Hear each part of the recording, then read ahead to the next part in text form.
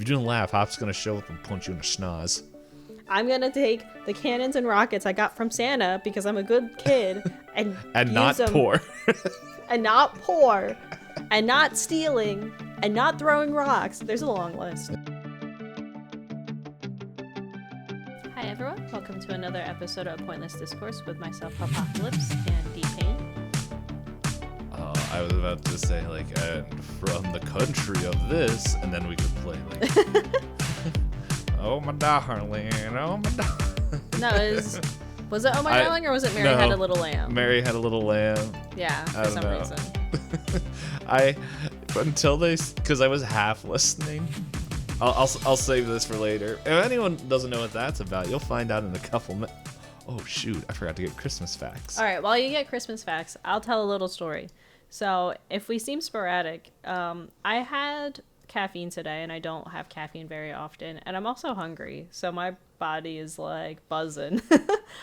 But my fun story is, how do I start this? If you are a new listener with very little context on my childhood, you should have little to no context. I don't talk about my childhood that much on this podcast.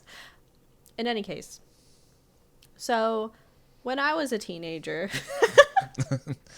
when I was born, when I was seventh or eighth grade, there was a boy that had moved back into town, and I was like, I want to date this boy as a teenager because hormones and whatnot. It did not last very long, because if you don't know much for me from this podcast, because I don't stream anymore, you would know that I'm a very opinionated person. What?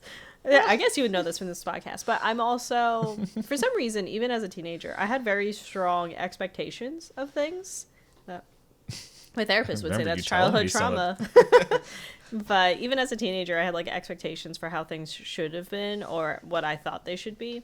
So I believe I had asked this young boy to help me with a science experiment. It would have taken 5 minutes of his time. I had a thing where we were if you play video games, we wanted to see if your hand-eye coordination was any different. So we just asked, how many hours of video games do you believe you played a week? And to catch a ruler, and then we would measure where you caught it on the ruler, blah, blah, blah. And then I was just like, can you help me get enough data? And he was like, yeah, I'll help you.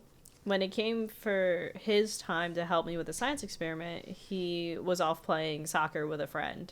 And I went up and I was like, hey, you said you would help me.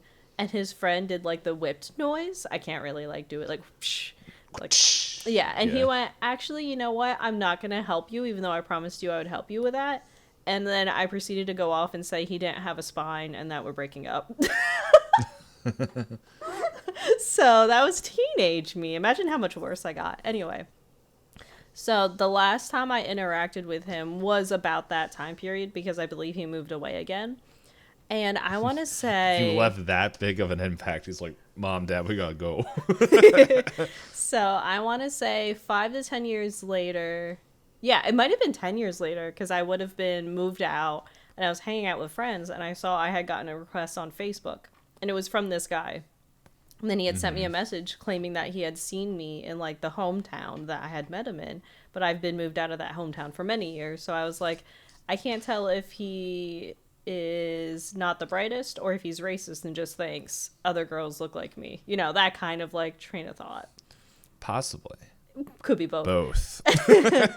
And the style, he was like, I saw you in this dress and you looked good in it. And I was like, from the podcast, you can tell what my sense of style is. It is not dresses and things like that. High class dresses. Yeah. Not to say that you shouldn't wear dresses. Anyone can wear dresses. I just choose not to. And then, me as well. Good for you. But yeah, so I want to say, I was in my mid-20s when I got that request. And then the other day I got a notification from Facebook, which I have not updated in I don't know how long. And it was him trying to request me again. I guess the other one timed out, or he just decided to try again. And I thought to myself, dog, I can't, in 17 years, you need to give up. I am 30, and I dated this kid when I was 13 for maybe a couple weeks, a month. Yeah. I thought it was a couple hours. It could have been a couple hours. I remember being walked home from school by him. Like it was kitty. Okay. But in any case, I think the most physical contact was a hug or hand holding. I don't even think we kissed. But yeah, so apparently I have such an impact on somebody that 17 years later they're like, maybe I should try again. Maybe there's a chance. I did see another guy that, again, in that 8th grade, like, hormones confused, I think I know what I want from a relationship. There was another guy that, like, I was technically on and off again, whatever that means for teenagers. And I saw him at a Walmart many years later, and he was working at the Walmart. And we made awkward eye contact, but we didn't say anything to each other. And then a couple hours later, he found my Facebook again and tried to request me. So I was curious, so I looked at his profile. Married and has a child. Don't send me a friend request. Don't do that. Yeah. I go on Facebook just up for work reasons. I check it like once every few days, only to how do I put this? To check in the status of people that I don't talk to anymore. Sometimes I'm like, oh, good for them. And sometimes I'm like, yeah, that's what I thought. Yeah, every time I have to go in there, I'm just like, this is why I left. Yeah, mine is mainly, mine is so inactive that it's really mostly ads that I get at this point. Yeah, well, it's like, I got church people who think Facebook is the only social media. They wouldn't lie on Facebook. What are you talking about? This isn't like X. I love the context they added on X, though. I saw one where there was a cloud that looked like Jesus, and people were like, "Can somebody explain this to me?" And the context from the community just said cloud. I heard what is it? Yeah, there was apparently talking about Elon wanted to get rid of that because he got called out on his lies. Yeah. So, I don't know. I'm like, yeah, we'll see. And then, like, I also find it funny because I think, Blue Skies is the other one that, the new one that everyone's like, oh, so that one you had to sign up for. Which I did because I was just curious. And I'm like, there's other people that are getting in. And I'm like, I'm not jealous, but I'm just like, did I miss the email? Did it get... I don't know. It wouldn't be the first time I plugged in the wrong thing. But I did find a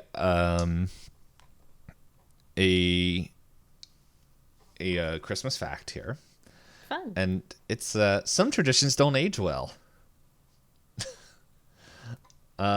This is going to be a very obvious one, and this character isn't in here, but the title just made me just really related to this movie. Okay. Zwarte Piet, or Black Pete, is a character from Dutch folklore who is said to be Santa's sidekick. He's a trickster who plays pranks, tosses candy in the air for young children. The only problem is Zwarte Piet is supposed to be a Moor, or a dark-skinned person from Spain. Still to this day, is portrayed all across the Netherlands in blackface. Oh.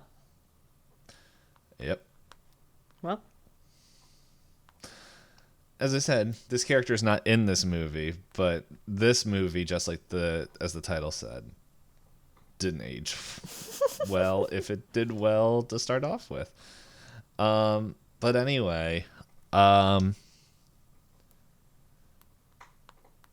was trying to think if there was any other fun story, like if I had any fun stories, but I did not pursue relationships because that required me talking.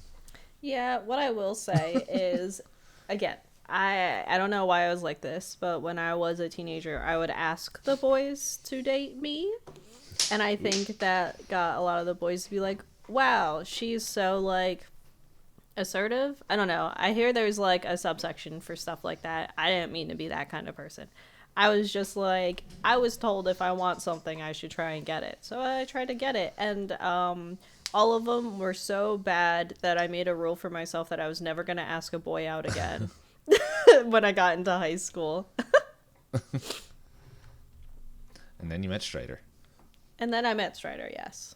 And then I wanted to ask him out, and I was like, no, I have a rule for myself. And then he asked me out, and then here we are 13 years later. 13 years. 13. I was trying to do math while I was saying that out loud. Yeah. I'll add a fun story of past me and realizing I know what my mindset was at the time. And I love this intro. And then I also understand why everyone thought this was flirting.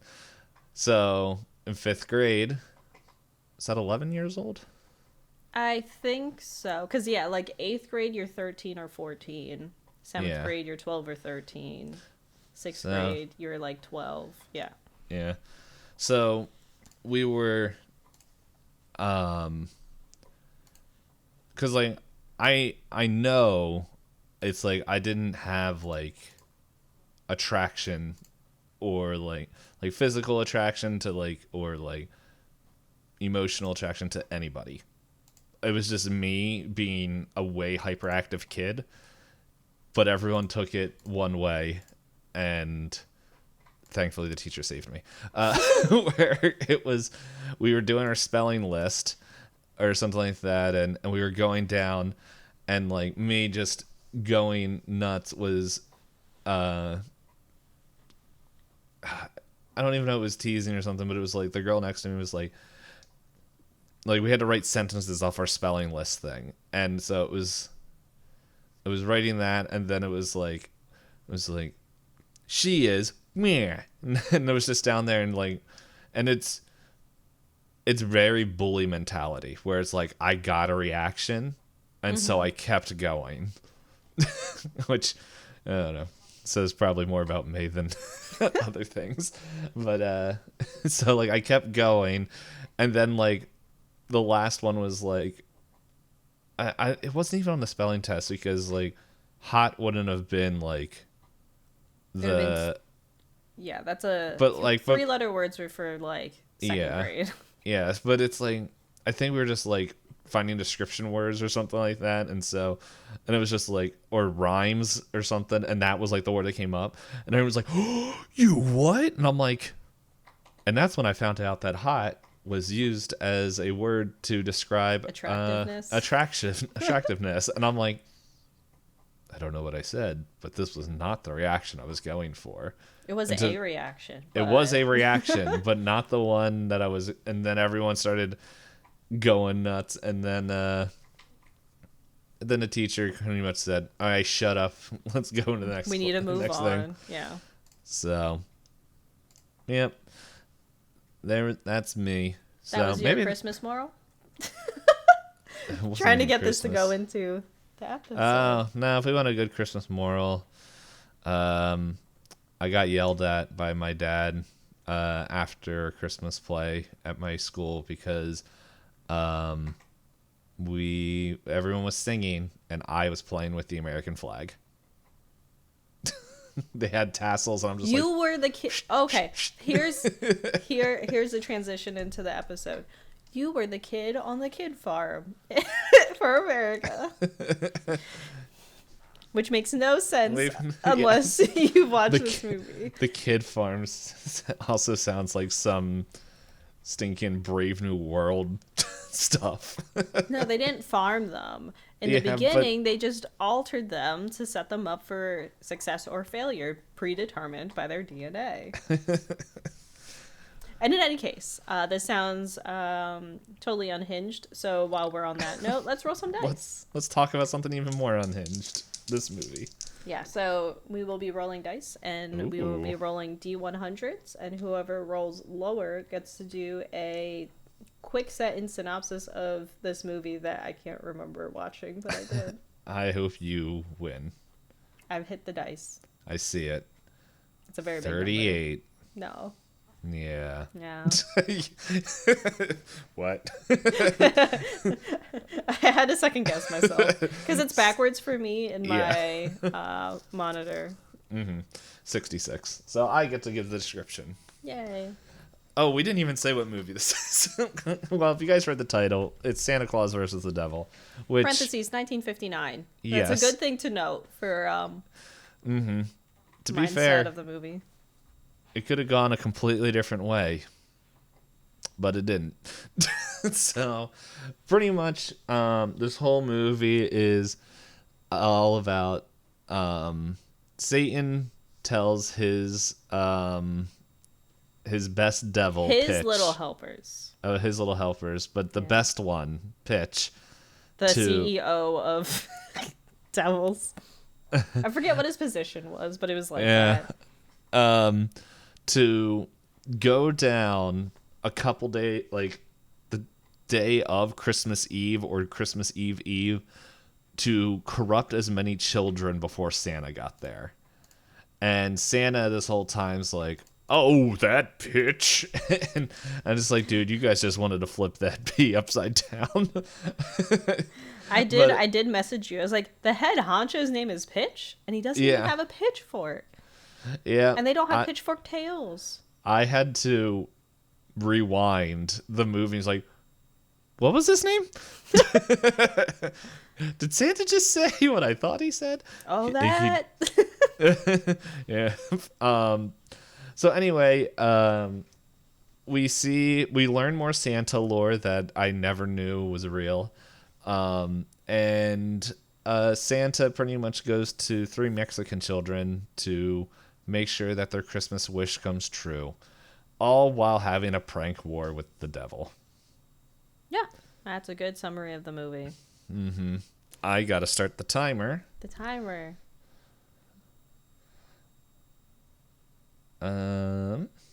Which is right yonder. Boom, shaboom.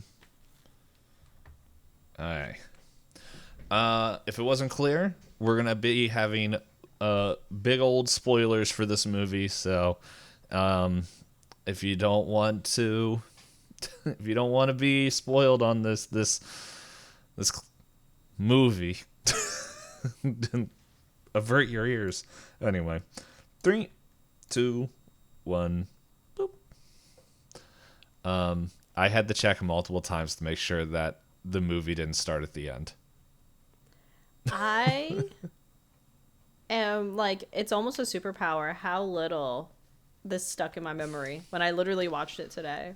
And like, was I kind of half watching? Sure, like I was multitasking, but like every other movie, I at least would have moments where I'd be like, okay, I see what's happening. And like, the thing I think I was most disappointed in this movie is it has such fun set design and such creative explanations for Santa's abilities to be Santa Claus. And then they wasted a lot of time doing a confusing thread of thoughts relating to Santa versus the devil, but it was never like, I think when I saw the screenshots in the description, I was hoping for like Heat Miser and Coal Miser in A Year Without Santa Claus. Yeah, Year Without Santa Claus, and instead I got hijinks, child labor, and racism. and racism. Yeah, like the second thing I wrote in here, which I think I was still in the beginning credits, I'm like, and like the song, I'm like, this is giving me like old, like those Rankin Bass movies, like vibes. And I think that's why I was hoping for Heat Miser and Snow Miser, kind of like hijinks. And then it opens up, and the children from Africa.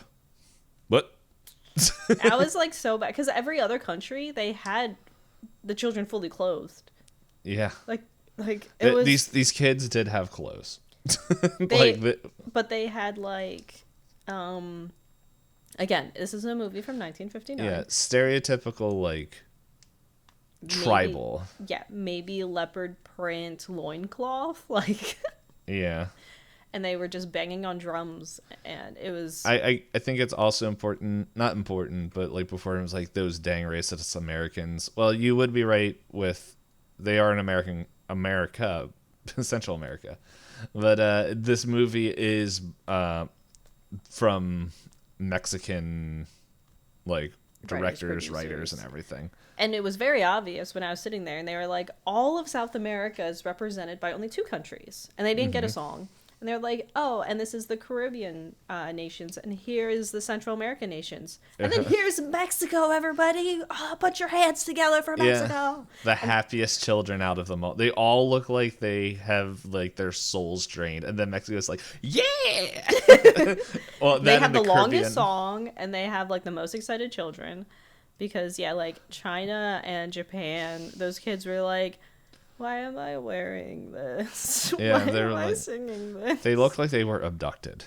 Yeah, they were. Which, very to be upset. fair, they say like, so Santa has his workshop of children. I was like, he has employed children from every country, and Santa is sitting there. Aha! This is so fun. I love this.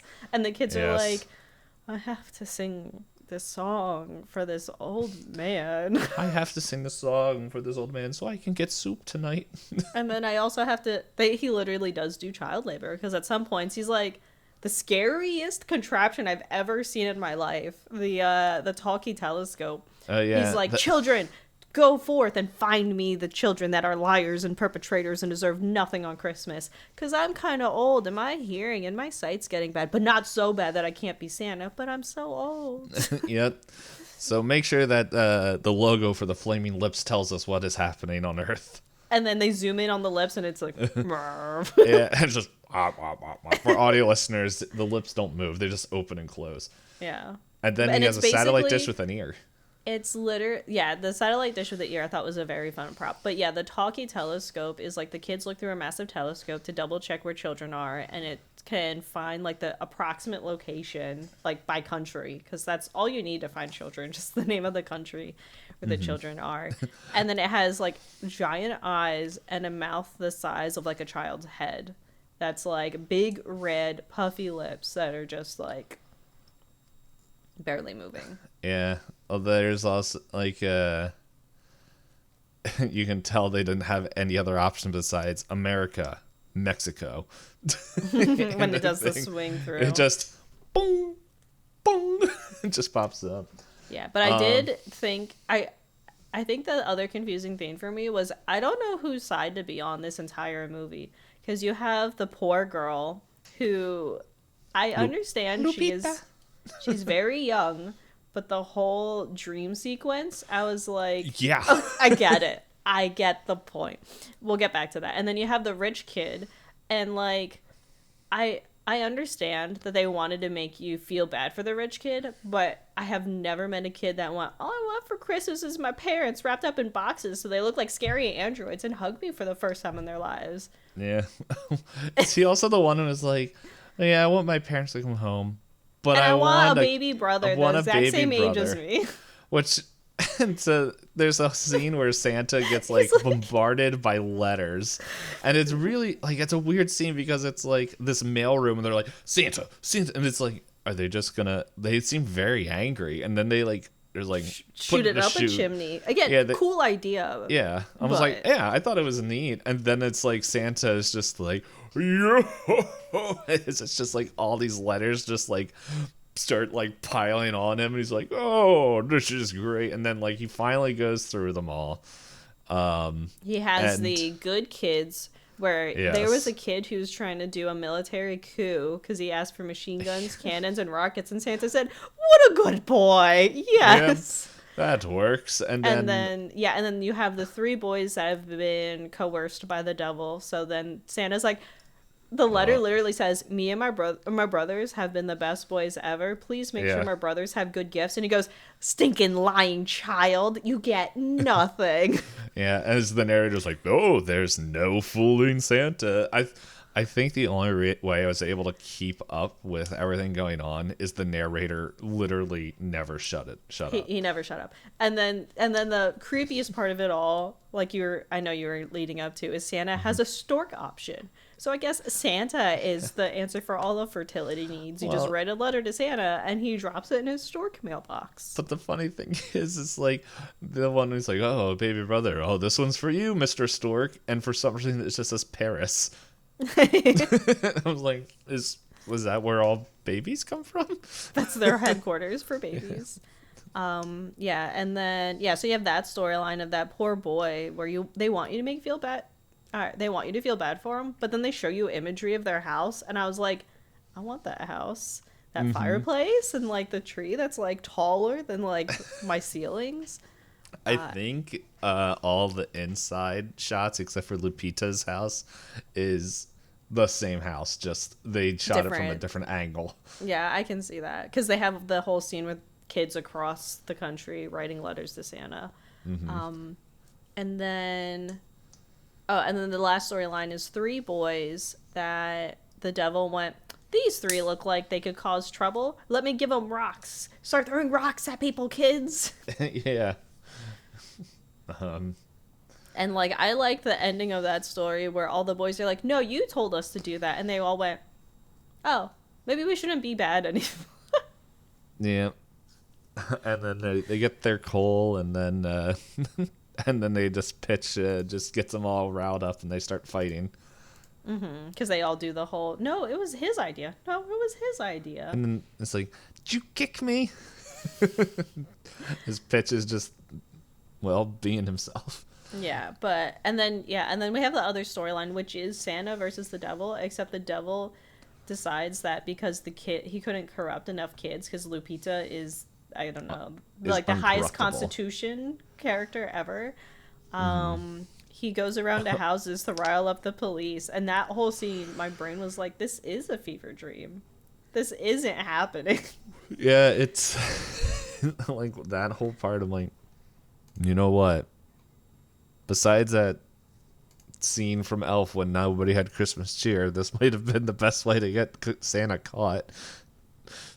Yeah, because Santa, before he goes off for Christmas, he has Merlin the wizard, and he requests.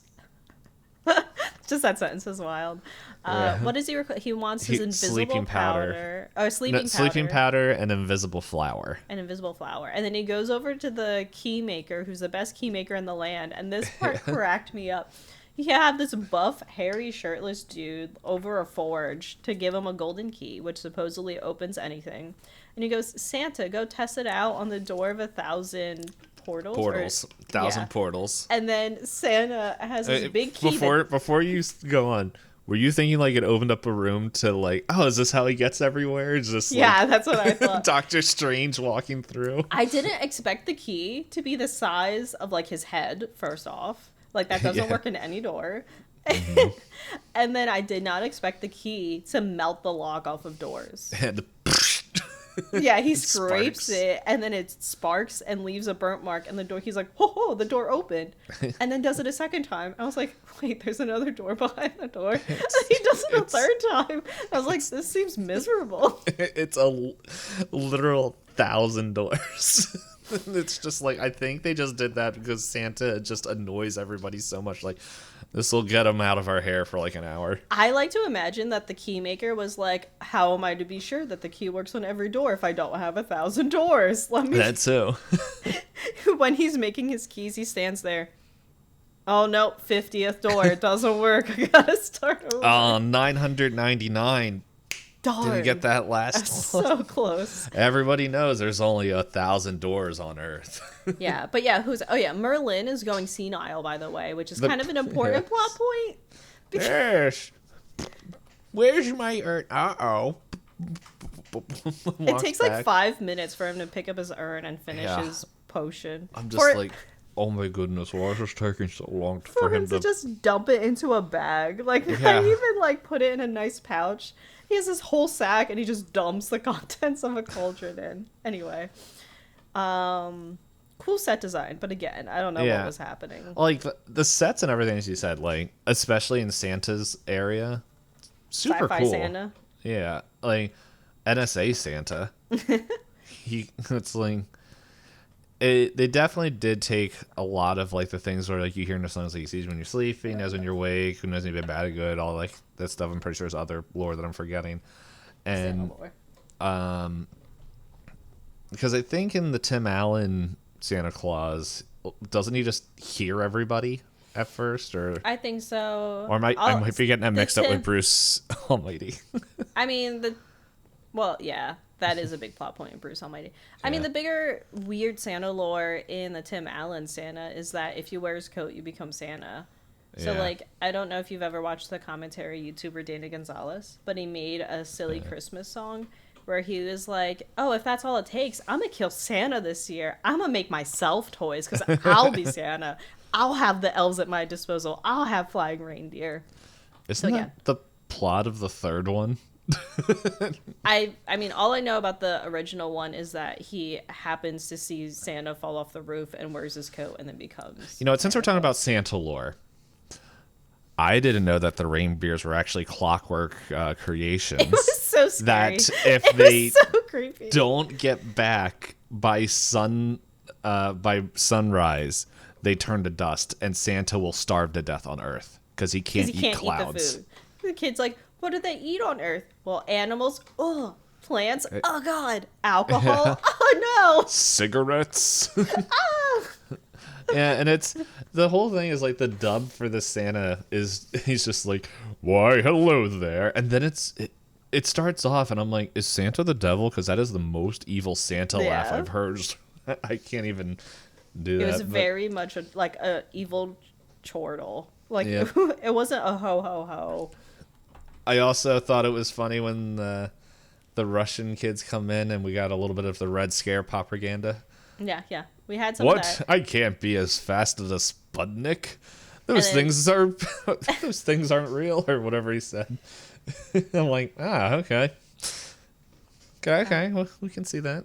Yeah, and then, but yeah, so before I forget, and before I completely lose it, so back to the different kids. So we have Lupita, like you said. She was very adorable, but boy, was she kind of annoying. So, like, they had Satan go, like, you want the doll. Poor kids can't get dolls. Poor kids don't get things from Santa. She just tearing up, like, as somebody else just takes the doll. But, like, it was wild to me that she, like, went up and the narrator's like, no, don't steal. And she puts it in her cardigan, and it's like, the doll is almost the height of her. So her in this cardigan, it just looks like two girls wearing a cardigan. And the narrator's like, no, don't do it. and her mom's like, come on, let's just go. I know. And then and then her dream sequence where the devil tries to like influence her by like having creepy dancing dolls that are all adult women height go like that have two faces. Yeah, have two faces and chastise her saying like, you'll never get a present, so you should steal it. And she's like, no, I do not want to be evil. And they're like, okay, but like you're poor, so you should steal. And she's like, no, then I will be evil. I do not want to be... I don't want to be bad. I want to be good. So therefore, I must not do it. And they're like, but you got a doll. And she's like, no, but that would make me evil, which is bad, which is not good. And I do not want to be evil. I do not want to be bad. I want to be good. And I was like, Lupita, we got it. We get it. Yeah, that scene, I'm like, you change the music in that dance scene, it becomes a completely different theme. Because it's like, it's got like some like mysterious holiday music, Christmas style music. You switch that with like minor like organ. It's just put like, in just some minor notes in it. Yeah. So. Yeah, so I was like on Lupita's side until it got to that point, and I was like, Lupita, you don't just wake up. Lupita, this is this is a run-on sentence. The one thing talking about dreams, because as you said, like the rich kid has like his parents come out. Yeah. When he opens up the box for his dad, I'm like, is that Nick Cage? It looked like a young, like, it was just the way, the light or something. It was like, The dad was also like a really weird actor, like throughout the Yeah. whole movie when he actually like made appearances. But the other thing about that part, when he opened the boxes, I was like, the rich kid wants slaves. Because What there was kid like, doesn't? because there was like the child labor of Santa who collects children from other countries and abducts them to do his work for him. But yeah, and it was when he opened it, and then they went, he just wants the love of his parents. I was like, who is this movie for? Is this movie for rich people that don't spend time with their kids? Maybe. And then yeah, so he has those dreams, and I forgot what else. Oh, his parents are so weird because Yeah. there's the bit towards the end where Santa gives them cocktails of, Yeah. is it remembrance he called it? Yeah. It's, To remind you of like love and what's most important to you. it's like, yeah. It's like, And oh, the- we love each other. Let's drink it. Let's toast to being in love. And then he's like, says something about like, there's no love more important than that of your family. And I went, nice, cool. Great. The storyline that says what he feeds them. Santa is a young boy whose parents are so wealthy never spend any time with them. In parentheses, Santa fixes this by feeding them pan-galactic gargle blasters. Yeah, it's got like smoke on it and everything. Because the mom's even like, what kind of cocktail is this? And he's like, don't worry about it. It's good for people in love. I just saw the goofs for this. Oh, okay. You know what? I'm gonna save these goofs for later. Yeah, I know this has been Mystery Science Theater, so Yeah. Okay. There's only 4, so there's not a ton. Yeah, I saw that in the thing. yeah, but yeah, I like the moment where the mom's like, you know what? I have a sudden urge to see my son, and the Yes. husband's like, what? She's like, well, we love our son. He's like, of course we love our son. She's like, but he's always home alone, and he's like, oh, let's hurry and see our son. And I was like, thanks, Santa, for fixing a family. I don't really know. And then the devil goes and harasses them for a while. Yeah. that was the other scene I thought was hilarious. Like, not that, but it's just like, oh, whatever his name is, Billy, none of these toys will make you happy. So I'll give you the best gift of all. You get to see me, but while you're dreaming. I was like, so lucid dreaming? And he's like, hello, child. And then it was like the most awkward way to hold like a Because he holds him like yeah, like he's a dead body almost. yeah, well, he holds him like how you would hold like a newborn. Yeah, but the kid is But probably he's- what, like 10. Yeah, between 7 to 10 years old, and he's like, eh. And he's like, okay, enough of that. You go back to bed. And he's like, yes, maybe when you wake up, you will be very happy. And it's like, this is weird. It's very weird. It's very uncomfortable. And then the devil comes and harasses that family because he's trying to like rile up the cops because he's cornered Santa in a tree with a barking dog because Santa has misplaced all his stuff between the prank war. I guess we should list the prank war. So what? They're in the Yeah. same house. So, well, no, the first one is when he pushes the chimney out of the way. Oh, right. And so he he's can't like, go down into the yeah, house.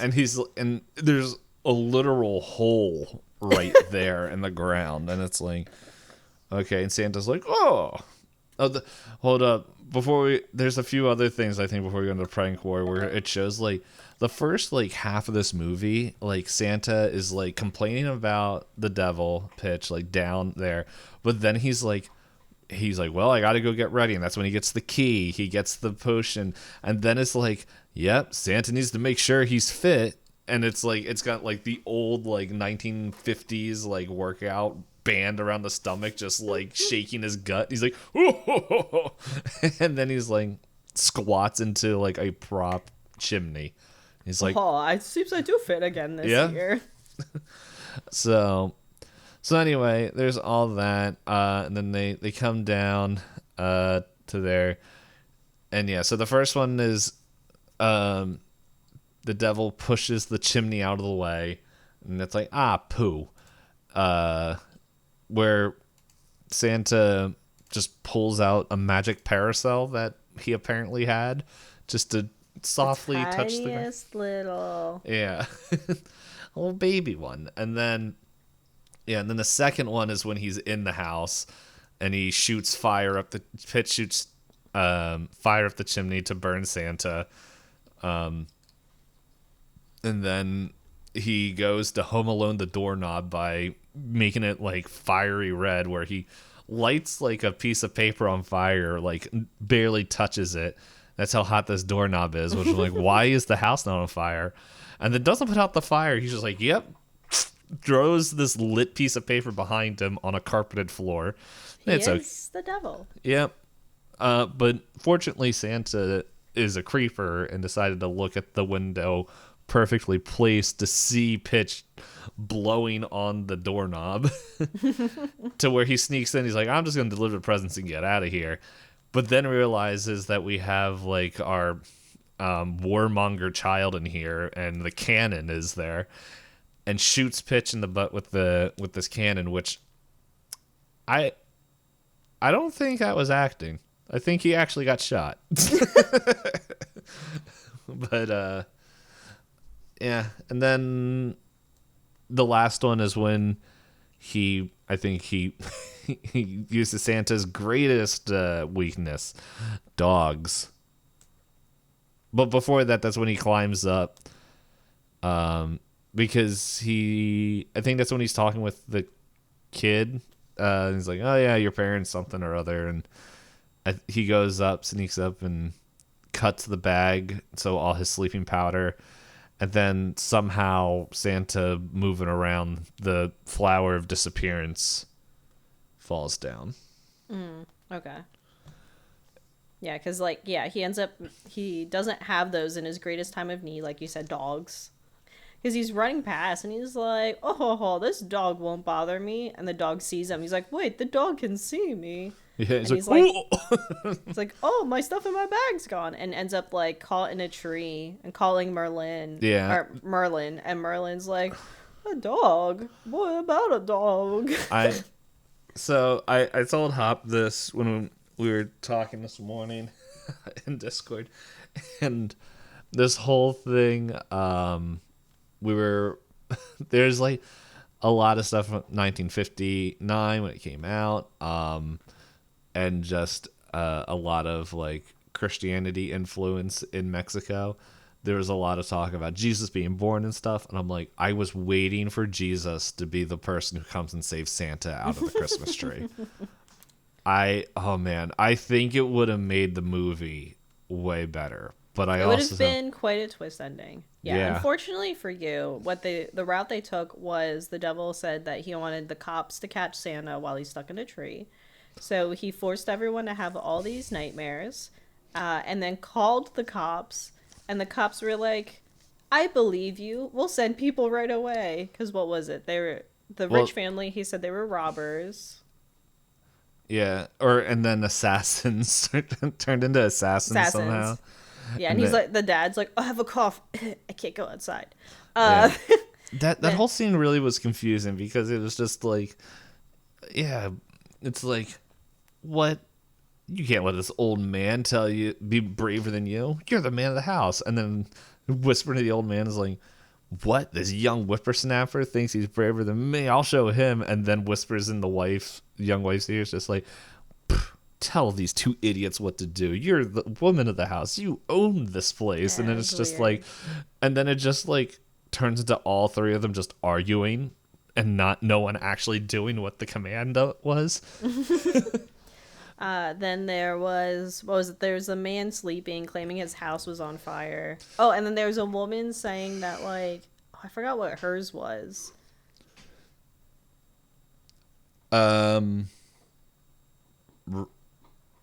Robbers, okay. Or something like that. Yeah, but it was just people like pretending to be asleep, screaming, "Oh no, something bad! Help! Police!" It's like how it came out was crap. But what cracked me up though was, I think we talked about this on another episode, or it might have just been us talking about it, or it could have been someone else I was talking about.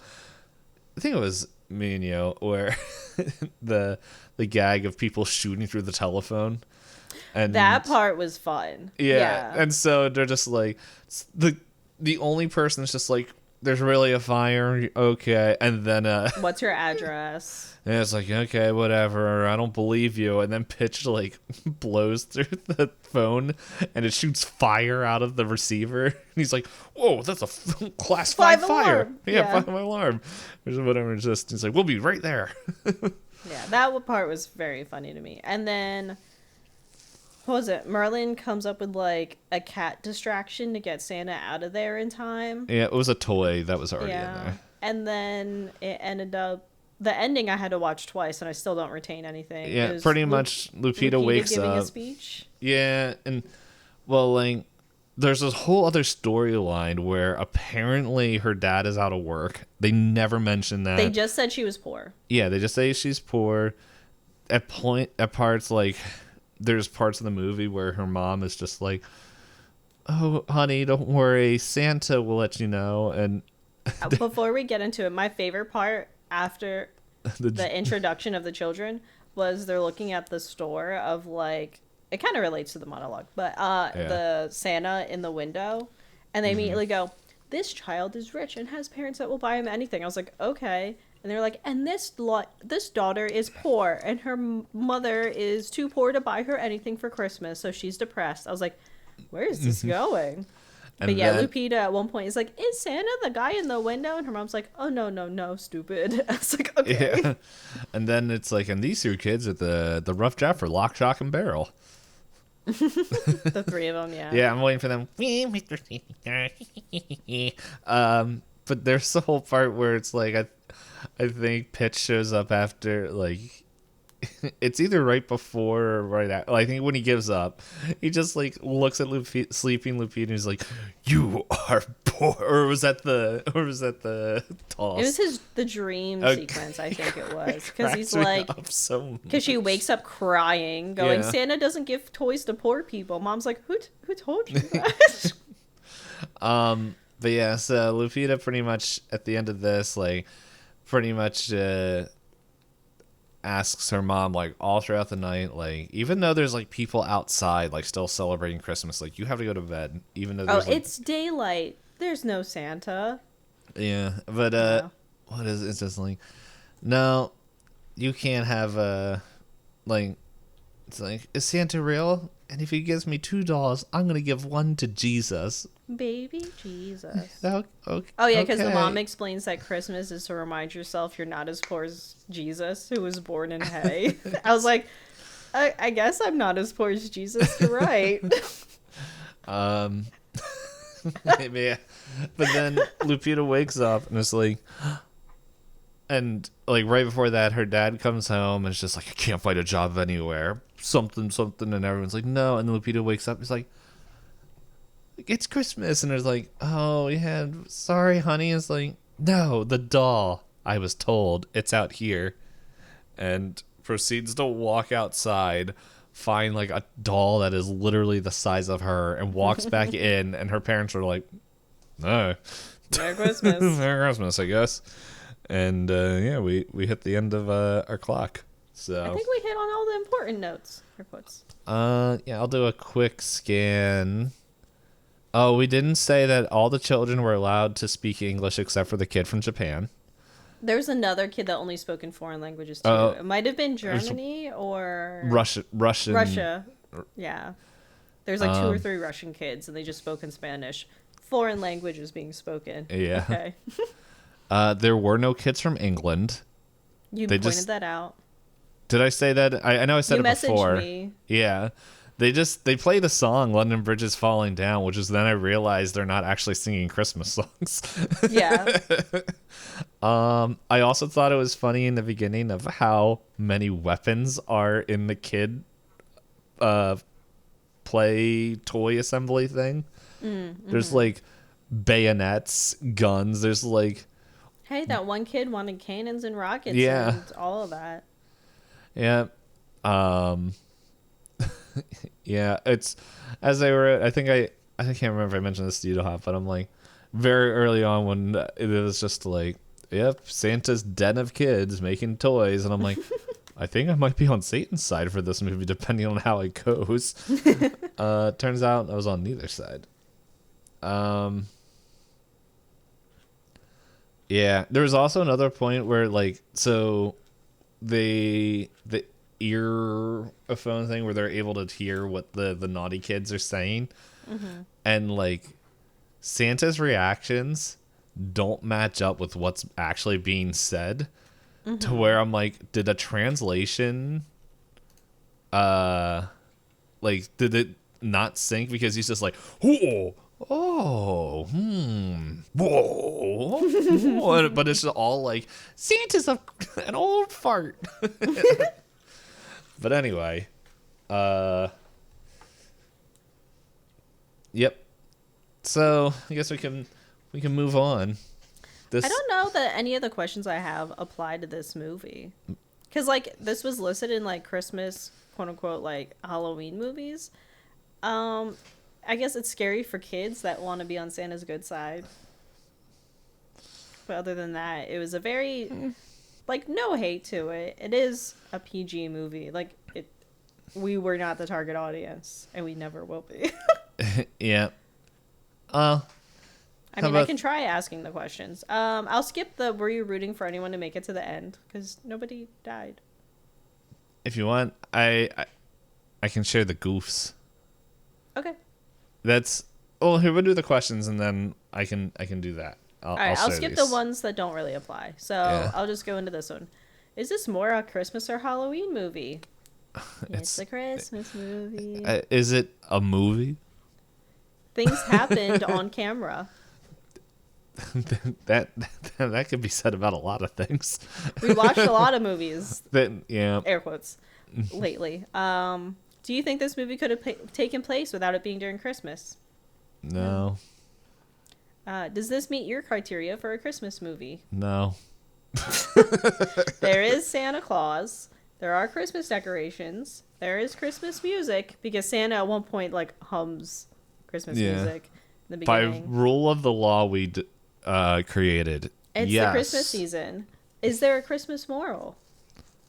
If you want to be good, don't be evil, because being evil is bad. So if you want to be good or poor, don't steal or be poor.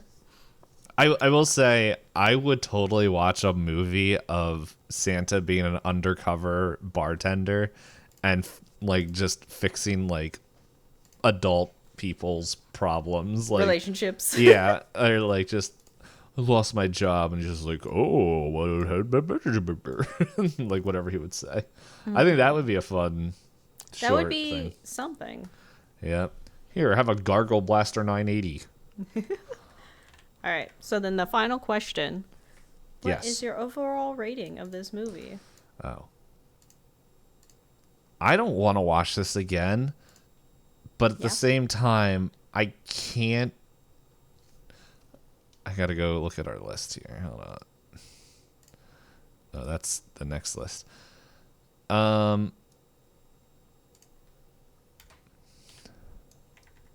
Oops.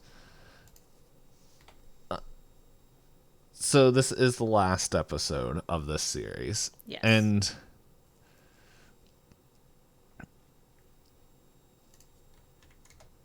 I'm going to give it a 1. Yeah, it's not as bad as The Elf. It has a clear point to the movie. Do I agree with it? I don't know. But there is a point to the movie. They're trying to get a message across. Everyone committed to the bit. No one half did it. Like in The Elf, where the guy's like, I'm going to kill it. Punch. I'm going to get it. Punch. You'll catch his hands. I laughed at a lot of things, but I do, again, my brain, I tend to retain a lot of these movies, and this one is just like, it was so fine and nothing happened that it made it not memorable at all. So I'm okay with a 1. Yeah, I'm like, I had to look at the list. I'm like, this is not a 2, but I can't give it under a 1. But yeah, it's, I don't know. It could have been a very well done movie at the time, but I'm also thinking of Cool Hand Luke. it just had really cool transitions and set design, but there Oh was yeah. nothing else happening. I thought the use of like the smoke machine to like hide the set to make it look like it was certain areas. The one that did crack me up is the fact that Santa Claus is the size of the moon. And they said he almost crashed into the moon. Yeah. Yeah, that was good. That The was good. other thing that kind of cracked me up was like Santa's like going into the houses in Mexico City, and I'm like, he's going that slow, and he hit all the everything. Like He's Magic Man. What are you talking about? dude, What are you talking he's- about? He has Merlin on his side, and he yeah, has the golden key. Merlin didn't give him Boosting like boots. doping drugs. He gave everyone sleeping drugs. He couldn't do like He didn't have boots of elven kind. yeah. It's oh my god, it cracked me up where it's just like no, you actually have to walk down the ladder, and it's just like this old man and like this like overweight man and all this gear like Santa. He's like. You can tell, like the camera catches. He's like, I cut. Yep. It's like I'm more than this. But Yeah, so let's get into goofs then, because the questions Okay. were very much like, I mean, I did order things. This is very Christmas. and then we'll keep it open to share what we're doing. Because this will be so this will be coming out. We have the special episode. We had a and special then we'll episode, have the and then next we can series. reveal what we're doing next. Yeah. Okay, so a few things. The text on the burning newspaper in the very beginning of Santa Claus is coming to town or whatever apparently changes from English to Spanish between shots. That's funny. Lupita apparently steals the doll in the market twice. Good for her. Yeah. Santa uses the ear scope, an ear spinning radar like screen behind an ear, to listen to three children whispering. But minutes earlier, he had the same exact device as this dream scope to tune in on the child's dream. I don't know. It's multi-using. Whatever. I don't think that's as bad. Almost all the continuity errors listed here are unique to the English language re-edit by K. Gordon Murray. It was in 1960 when that came out. The entire international music sequence is out of sync in the Murray version, but properly synchronized in the Mexican version. The DVD puts the Spanish or English audio to the Spanish language to print film, and Murray's re-edit sequence includes the deleted scenes. I wouldn't mind when the site we were watching this on, I was like, oh, does it have like the Spanish version? And I'll just read the subtitles. It didn't. That's a shame. Yeah. When Santa Claus receives letters from the children of the world, okay, or not from around the world, anyway, of the world, there is a mailbox in which he separates the letters from good children, the letters to bad children. The signs indicate where he puts the letters change from position. I did not notice that that they keep changing whatever slot they are. Oh, weird. Oh, this is the same thing. After Santa steps away from the mail slot for the stork, it shows that the good and bad signs are misaligned. Okay. And then the last goof, and then there's a couple fun other things.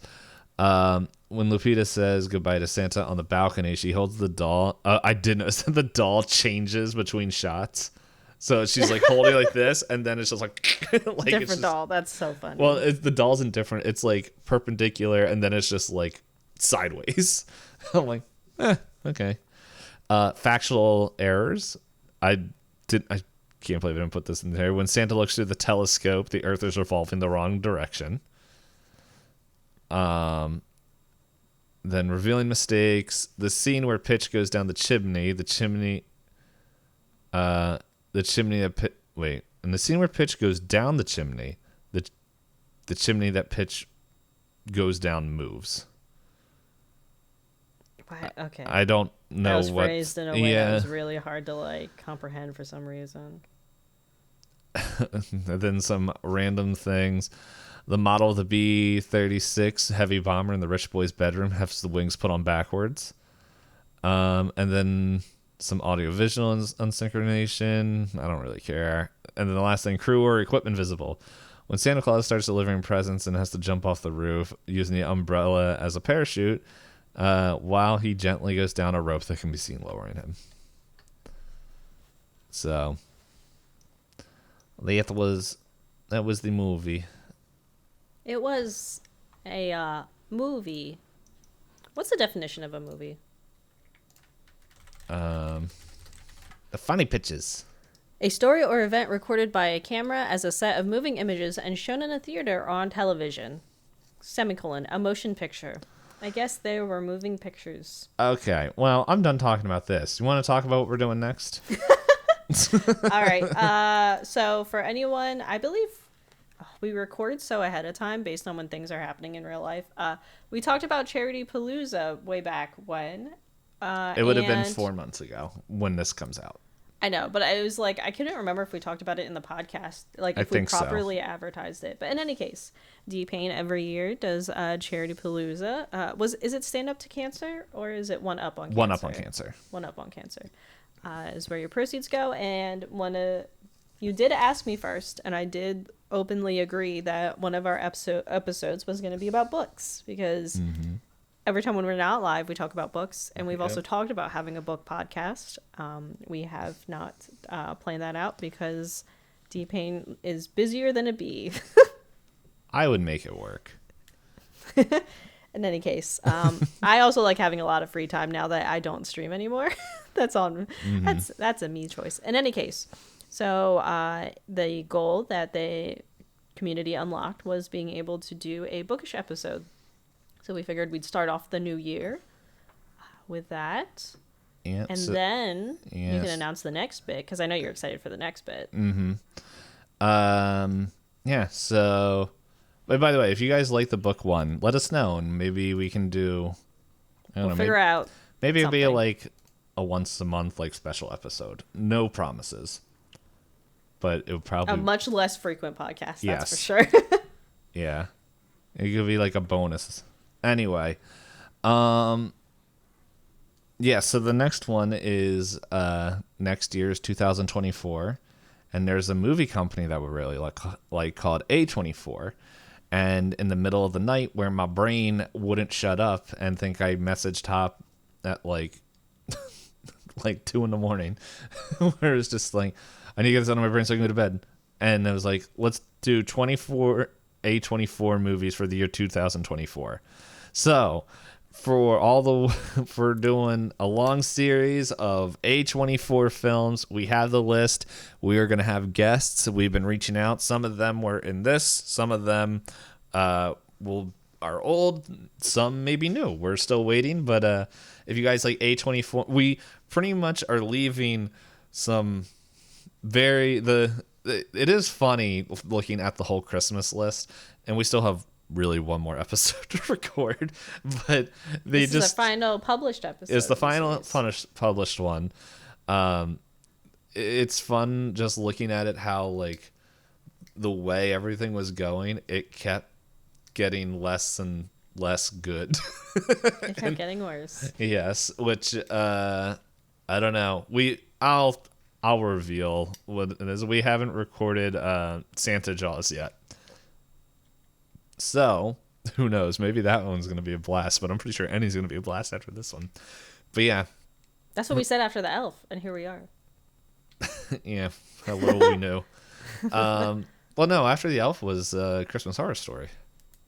Oh, you're right. And that was, it had good moments. Yeah, but release schedule, what is it called? Anna and the Apocalypse came out after the Elf. That's right. Recording wise, we did a very different order. In any case. But anyway, yeah, we're doing A24 films, good movies. We're gonna see some art. Anyway, that's it. We're hyped.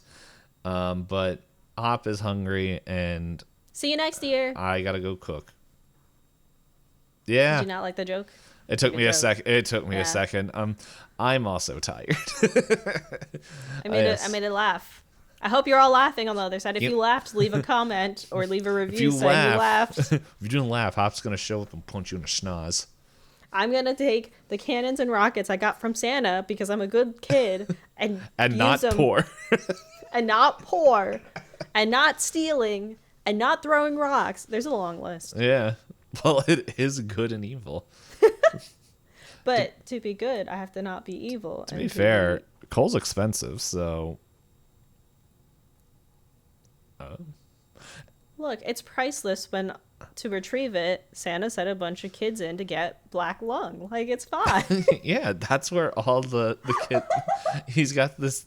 That's why all the kids are sad. Yeah, it's different tiers. It's like you can get to build toys, but you mess up one toy, Timmy, it's to the mines with you. Okay. Okay, well, now before we get canceled, before we can talk about other movies, thanks for watching. Have a good next year or New Year's, whenever you're watching this.